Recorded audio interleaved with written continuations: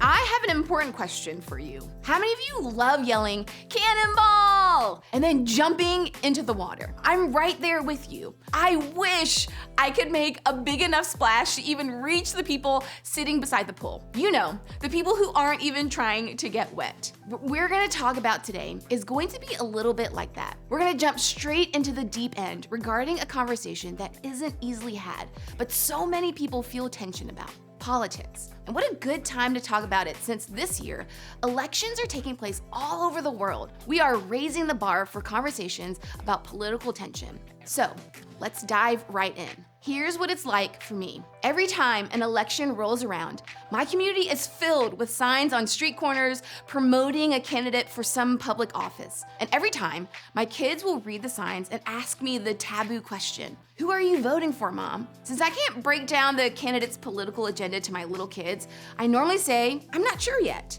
But what I secretly know is true is that if I tell my kids who I'm voting for, there's a chance they'll tell their friend at school. And if they tell their friend at school, then their friend at school will tell their parents. And if their friends' parents disagree with my opinion, it could get a little awkward at the ball field later that week. Why?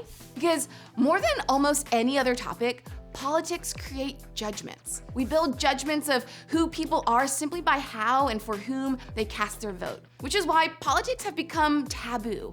They generate so much tension.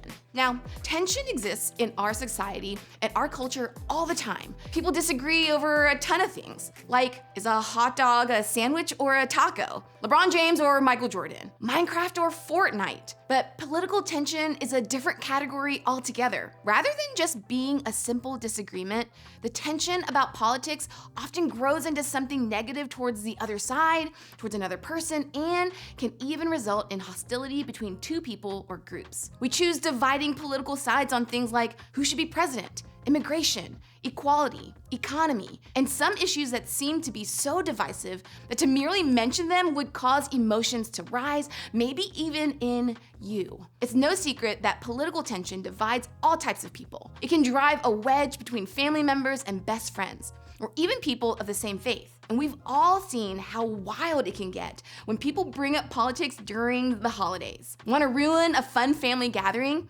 Ask everyone at the table who they are going to vote for and why. Now, let's be clear. The fact that in some countries, people are able to vote for a candidate and policies is an incredible privilege. Since the right to vote is such an honor, people can often be incredibly passionate about the topic. And that's understandable. But the constant tension and debate around politics can often feel like a game no one can win. So, how do we approach conversations about politics and policies in the wisest way? It all comes down to a choice. Will I choose a position regarding an issue over a person on the other side? And when you are a Jesus follower, that choice becomes even more important. Jesus himself lived in the middle of constant political tension, placed between the oppression of the Roman Empire on one side and the religious power of the Jewish temple on the other. Jesus navigated life alongside people that rarely lived in total agreement, and he addressed how to live well inside this ideological hurricane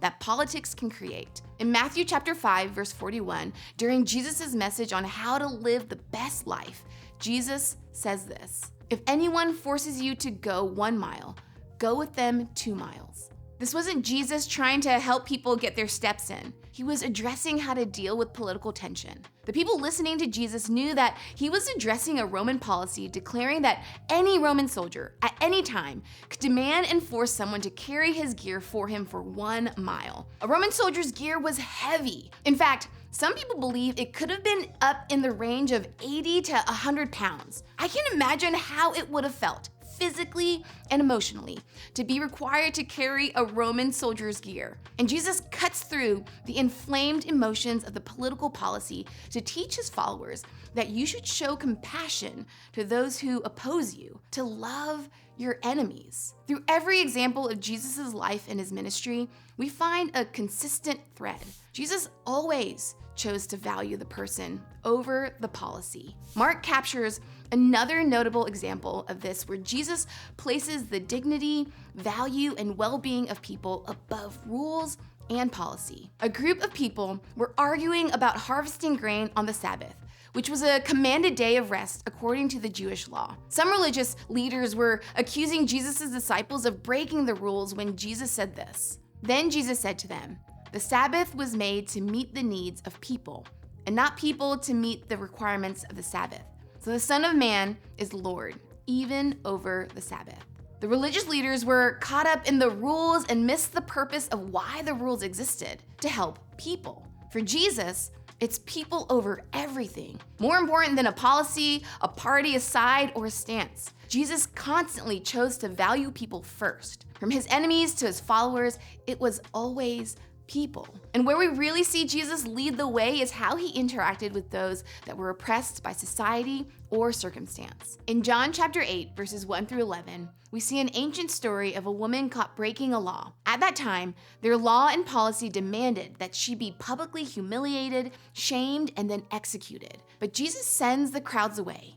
He chose the dignity and humanity of this woman by showing her grace and love, even though she was exposed and guilty. Then Jesus helps her to her feet and tells her to go and sin no more. And thankfully, Jesus is saying the same thing to you and to me every time we're guilty in our sin, which, put simply, is anything less than what God says is best. Thankfully, Jesus chooses us even when we've sinned. The entire Bible is one big story of God loving, choosing, and rescuing his people. And that's what Jesus showed us time and time again. When argumentative religious leaders demanded Jesus take a side, Jesus chose to love people more than a policy. When you look at Jesus, this becomes abundantly clear. The way of Jesus means people are more important than policy, which leaves us with a big question. How do you and I follow Jesus and navigate political tension? I'm so glad you asked. Perhaps the best place to start is by asking yourself a few questions. Do you see the person on the other side of your view as sacred? Do you see that person as an image bearer of God with worth and dignity? Do you view that person with reverence and treat them with incredible respect and care? Wait for it. Regardless of their political persuasion, party, or stance? Okay, so think about this tension. Group A and Group B.